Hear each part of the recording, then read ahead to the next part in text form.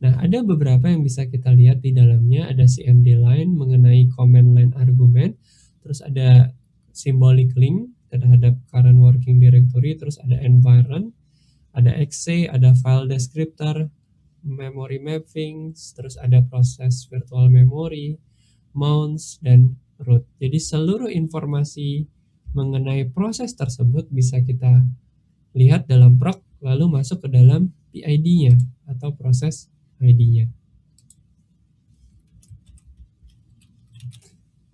Ya, kalau kita lihat di sini kita masuk ke dalam folder dari VI kita. Ya, saya masuk ke dalam folder VI kita.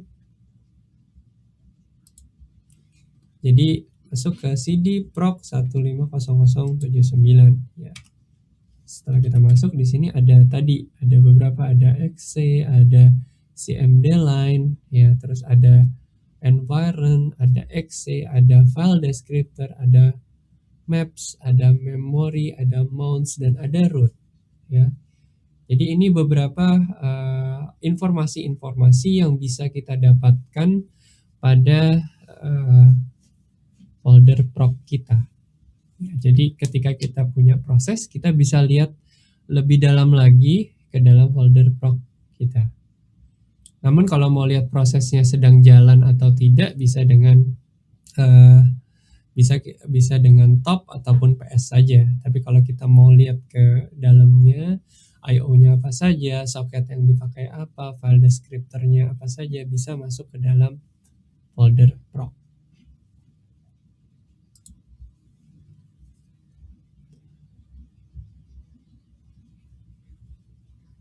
Nah, di sini juga ini adalah proc PID FD, itu merupakan symbolic link untuk setiap file descriptor yang proses tersebut telah buka ya. Terus ada juga thread ID di sini. Jadi kita bisa lihat file descriptor dari proses kita itu ada di folder FD-nya ya. Kalau kita lihat dari VI, program VI yang saya jalankan, kita bisa masuk ke FD. Nah, kita coba chat.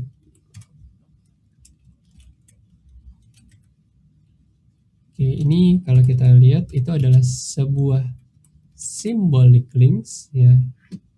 Jadi ini adalah symbolic links.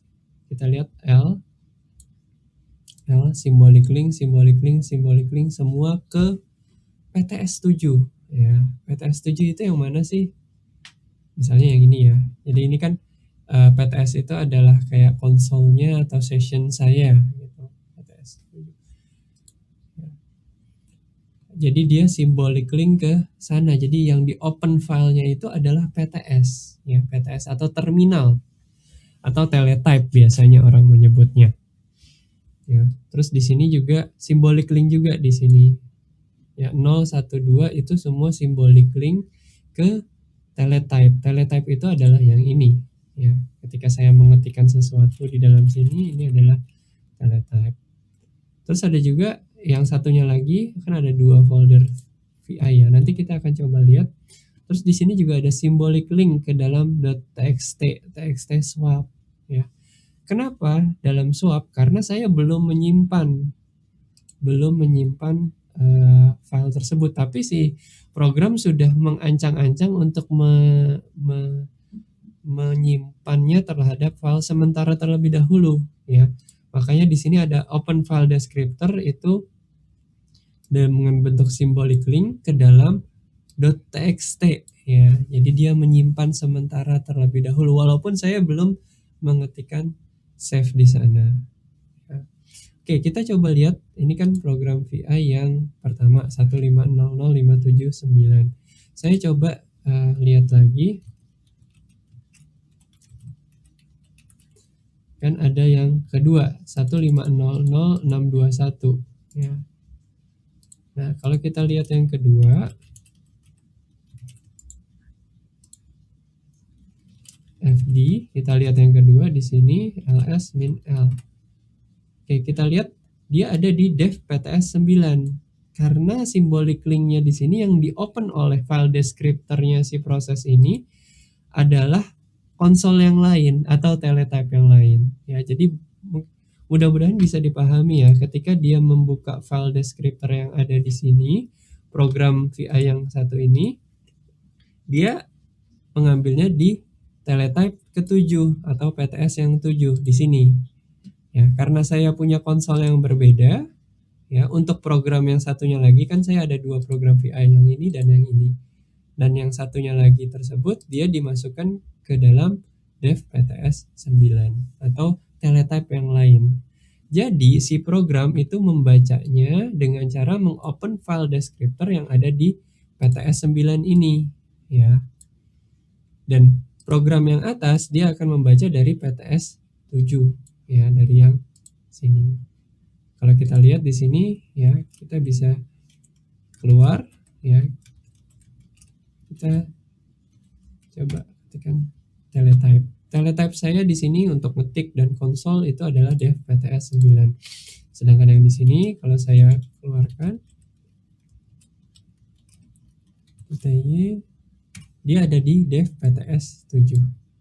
Ya, jadi PTS 7 itu adalah konsol yang ada di sini, sedangkan PTS 9 adalah konsol yang ada di sini.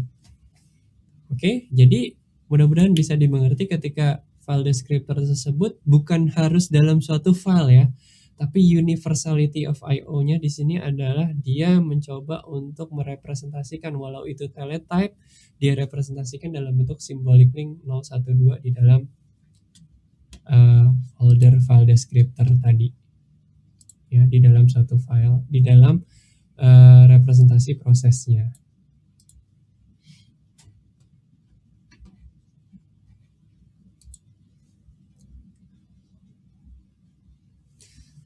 Lalu ada beberapa subdirector yang lain, ada proc, ada net, ada fs, file system, terus ada kernel, ada net, ada VM, terus ada system V ya, interprocess communication object. Jadi beberapa subdirector yang ada di proc bisa kita dapat informasinya.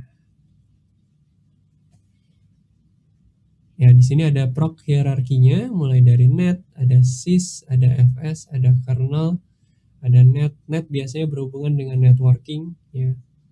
Nanti misalnya socket di sana itu di define di sana.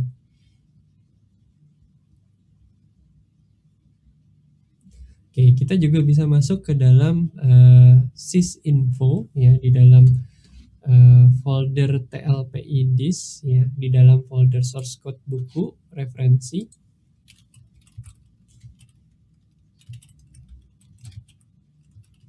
Sysproc, kita masuk Linux Programming Interface, kita masuk TL sysinfo.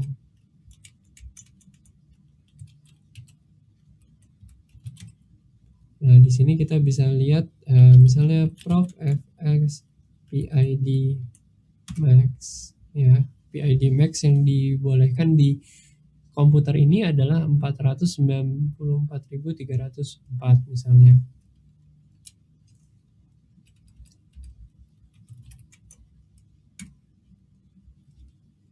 User exe misalnya ya, ini adalah yang dieksekusi oleh user saya ya. Kalau kita lihat ada proc fx ya,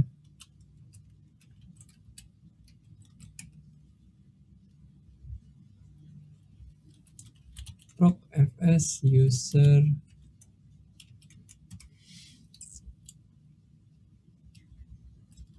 ya, jadi dia melihat proses apa saja dari username dari OS kita.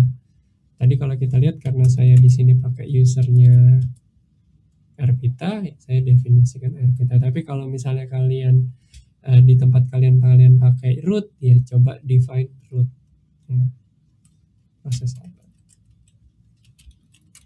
Oke, terus ada uname misalnya, dia melihat sistem kita, atau uname min a juga bisa misalnya ya, jadi melihat dari sistem kita,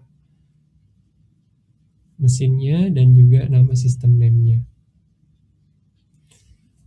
Oke, jadi untuk materi mengenai prok itu sampai di sini dulu. Terima kasih atas perhatiannya. Mudah-mudahan apa yang saya sampaikan bisa bermanfaat bagi kalian. Terima kasih.